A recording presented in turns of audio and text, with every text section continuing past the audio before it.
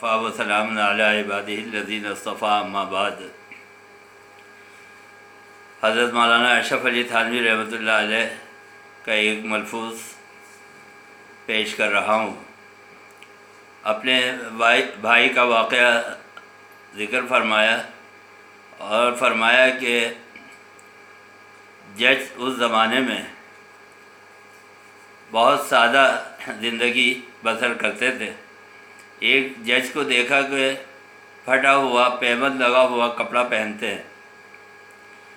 فرمایا کہ منشی اکبر علی جو میرے بھائی تھے، انہوں نے ایک آدمی کو جاب کے لیے، نوکری کے لیے سفارش لگوائی اور کسی افسر کے پاس بھیجا۔ وہ شخص جب افسر کے پاس پہنچا تو اس نے دیکھا کہ یہ بہت قیمتی کپڑے پہنا ہوا ہے۔ تو انہوں نے فرمایا کہ آپ امیر گھرانے سے معلوم ہوتے ہیں، میرے پاس 10 روپے کی معمولی نوکری ہے، اس میں آپ کا گزارا ہو نہیں سکتا، اور 200 روپے کی نوکری ہمارے دفتر میں ہے نہیں، اتنا خرچ ہم سرکاری ملازمین کا نہیں اٹھا سکتے، ان کو اتنی بھاری تنخواہ نہیں دے سکتے، لہذا آپ تشریف لے جائیں۔ انہوں نے واپس کر دیا۔ حضرت تھانوی رحمۃ اللہ علیہ فرماتے ہیں، ایک دفعہ نظام دکن حیدرآباد سے مجھے ملاقات کرنی تھی تو میں حیدرآباد پہنچا۔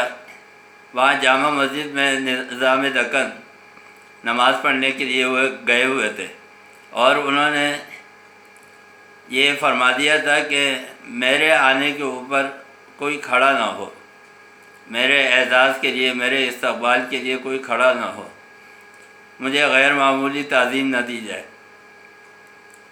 لہذا فرمایا کہ جب میں پہنچا تو مجھے ان کی پہچان نہیں ہوئی، اور لوگوں سے پوچھنا پڑا کہ نظام دکن حیدرآباد کون ہے، تو بتانے پر پتہ چلا کہ فلانے صاحب نظام دکن ہے۔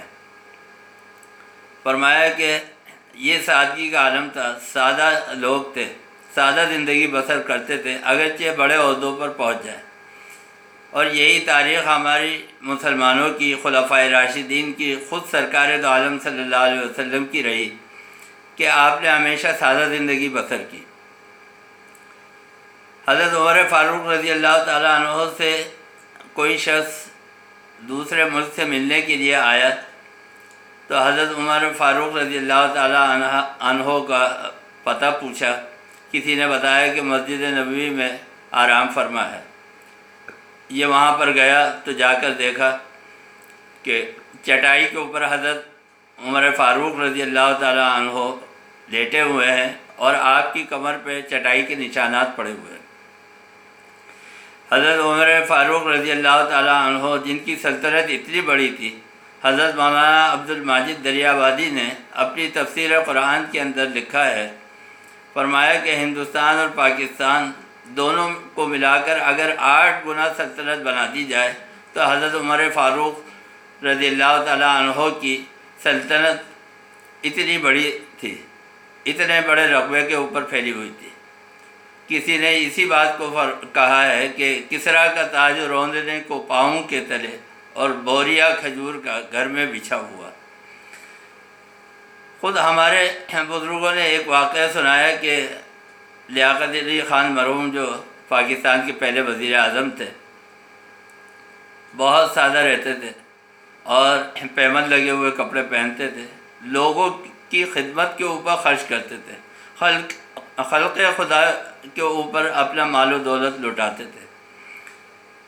ایک مرتبہ کسی نے دیکھا کہ لیاقت علی خان مرحوم نے جب شیروانی اتاری تو ان کا کرتا پھٹا ہوا تھا۔ یہ پاکستان کے وزیر اعظم تھے۔ آج ہمارے حکمرانوں کا حال یہ ہے کہ 30 40 گاڑیاں ان کی سیکیورٹی کے لیے، ان کے پروٹوکول کے لیے ان کے ساتھ چلتی ہیں، قیمتی لباس زیب تن کرتے ہیں، عیش و عشرت کے کھانے کھاتے ہیں، اور انتہائی عیاشی کی زندگی گزارتے ہیں۔ قائد اعظم رحمۃ اللہ علیہ کیبنٹ کی میٹنگ کی صدارت فرما رہے تھے۔ سیکریٹری نے چائے پیش کی۔ فوراً قائد اعظم نے پوچھا کہ یہ چائے کس کی طرف سے آئی ہے؟ تو سیکریٹری نے کہا کہ یہ کیبنٹ کی میٹنگ ہے، یہاں پر ناشتے کا اہتمام کیا گیا ہے، لہذا یہ چائے اور ناشتہ یہ کیبنٹ میں آفس کی طرف سے ہے، سرکاری طور پر یہ اہتمام کیا گیا ہے۔ قائد اعظم نے اس دن سے منع فرمایا کہ آج کے بعد سے اس میٹنگ کے اندر، کیبنٹ کی میٹنگ کے اندر کسی قسم کا کوئی ناشتہ، کوئی چائے پانی کچھ نہیں ہوگا۔ یہ ملک اس قسم کی عیاشیوں کا متحمل نہیں ہو سکتا۔ یہ حال تھا ہمارے لیڈران کا، ہمارے بانیان کا، اور آج ہمارے جو حکمران ہیں وہ عیش و عشرت کی زندگی گزار رہے ہیں۔ ان کے بچے باہر ملکوں میں پڑھ رہے ہیں، ان کا علاج باہر ملکوں میں ہوتا ہے، ان کا رہن سہن باہر کے ملکوں کے اندر ہوتا ہے۔ صرف یہاں پر وہ الیکشن لڑنے کے لیے آتے ہیں یا یہاں پر حکومت کرنے کے لیے آتے ہیں، اور عوام غربت افلاس کے اندر پسے ہوئے خط غربت سے نیچے زندگی گزار رہے ہیں۔